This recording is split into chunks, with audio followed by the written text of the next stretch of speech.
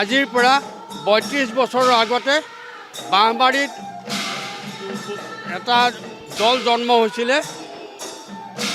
সেই দলটোৱে শ্ৰী শ্ৰী কলীয়াখোৱা থানত সাৰ্বজনীন দৌল উৎসৱ আৰু মেলাৰ পাতনি মেলিছিলে। তাকে অনুকৰণ কৰি আহি আজি ৩২তম বৰ্ষত ভৰি দিছে। আমি আশা ৰাখিছোঁ তেওঁলোকৰ যিটো আশা আকাংক্ষা সেইটো বৰ্তমান সমাজে সাফল্যমণ্ডিত কৰিবলৈ কিছু আগবাঢ়িছে, কিছু হৈছে।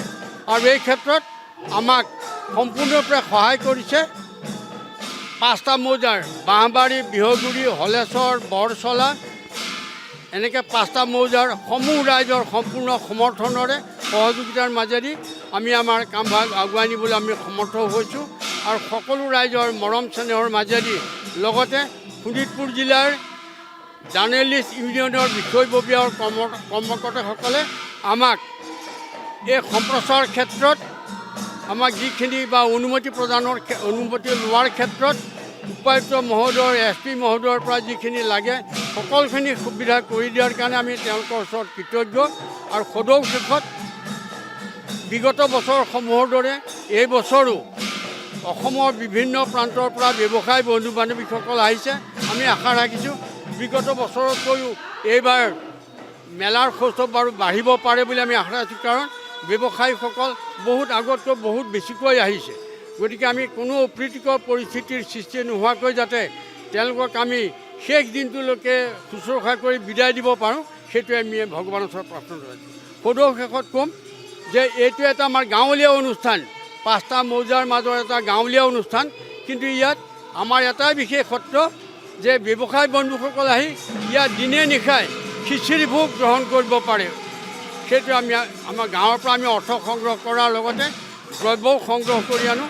তেওঁলোকক আমি তেনেদৰে শুশ্ৰূষা কৰোঁ। আজিৰ দিনটোত আমাৰ আজিতো প্ৰথম মানে হৈছে, যোৱাকালিও হৈছিলে অৱশ্যে। যোৱাকালি আমাৰ মেঘদা হৈ গৈছে। আমাৰ প্ৰথম কাৰ্যসূচী মানে কালি আছিল মেঘদা। আজি ৰাতিপুৱাৰ পৰা ধৰি লওক আমাৰ আছিলে এইটো ৰাতিপুৱাই মানে প্ৰাৰ্থনা আছিলে। তাৰপিছত এতিয়া আমাৰ মানে আজি হ'ল বৰ্তি প্ৰজ্বলন হ'ল। তাৰপিছতে আমাৰ পতাকা উত্তোলন হ'ল, ধৰ্মধ্বজা উত্তোলন হ'ল। ইয়াৰ পিছতে আমাৰ কঁকালভাবী গাঁৱৰ মহিলা সমিতিৰ দ্বাৰা এই যে হলী গীত মানে হৈছে। আৰু ইয়াৰ পিছতে 10টা মানে 10:30 আমাৰ বাঁহবাৰী আঞ্চলিক বাথৌ মহাসভাৰ দ্বাৰা মানে আৰচ মানে অনুষ্ঠান কৰা হ'ব। আৰচ এইটো আমাৰ এই মানে এখন মানে 5দিনীয়া কাৰ্যসূচী। মেলাও হ'ব। আৰু ইয়াত বিভিন্ন জনগোষ্ঠীৰ মানে সমন্বয় ক্ষেত্ৰ হয়তো মানে ইয়াত আমাৰ এই কমিটিত গোটেইবিলাক মানে মুছলিম তুছলিম সকলোৱে মানে ইয়াত মানে আছে, সদস্য আছে। খুব মানে পৰিচালনা কমিটিৰো সদস্যসকল আছে, মুছলিম হওক বা বিভিন্ন ধৰণৰ মানে আমাৰ জনগোষ্ঠীৰ ইয়াত মানে আছে। মানে ইয়াতে সন্ধিয়া 10টালৈকে মানে বিভিন্ন কাৰ্যসূচী আছেই। আমাৰ জ্যোতি সংগীত মানে প্ৰতিযোগিতা আছে, বিষ্ণুৰ মানে সংগীত প্ৰতিযোগিতা আছে। তাৰপিছত মানে আৰু নৃত্য আছে, জ্যোতি সংগীতৰ নৃত্য আছে, ভূপেন মানে হাজৰিকাৰ গীতৰ বিভিন্ন কাৰ্যসূচী হ'ব। তাৰপিছত আকৌ নাগাৰা নামো আছে আপোনাৰ। এই আজি মানে সন্ধিয়া 6টা বজাৰ পিছত যে নাগাৰা নামো অনুষ্ঠিত হ'ব। মানে এতিয়া আমি আহিছোঁ তেজপুৰৰ পৰা আমাৰ আহিব মানে মাতা হৈছে। বিগত বৰ্ষসমূহৰ দৰে এই বছৰ কলীয়াখোৱা থানত দৌল উৎসৱৰ প্ৰতি বছৰৰ দৰে এইবছৰ দৌল উৎসৱ পাতিছে। আৰু ইয়াত বিশেষকৈ হাজাৰ হাজাৰ মানুহৰ সমাগম ঘটে।